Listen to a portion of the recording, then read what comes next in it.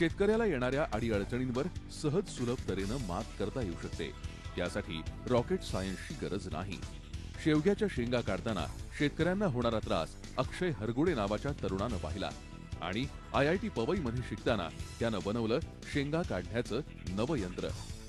पूर्वी शेंगा काढण्यासाठी 3 ते 5 किलो वजनाचा बांबू, त्याच्या टोकाला आकडा किंवा हुक लावायला लागायचा।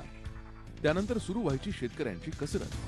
त्यामुळे कधी शेंगांबरोबर फांदीही तुटायची, शेंगा अस्ताव्यस्त पडायच्या, 15 फुटांवरून खाली पडल्यानं त्या काळ्या पडायच्या।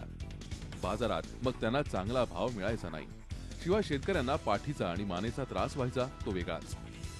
मात्र अक्षयच्या नव्या यंत्राच्या टोकाला असलेल्या दात्यांमुळे शेंगा अलगद काढता येतात। यंत्रासोबत असलेल्या पिशवीतून त्या खाली येतात, त्यामुळे शेंगांचं नुकसानही होत नाही। अक्षयचं हे शेंगा काढण्याचं यंत्र सामान्य शेतकऱ्यांसाठी मोठं वरदान ठरणार आहे। भविष्यात इतर फळं काढण्याची यंत्र विकसित करण्याची प्रेरणा यामुळे मिळणार आहे।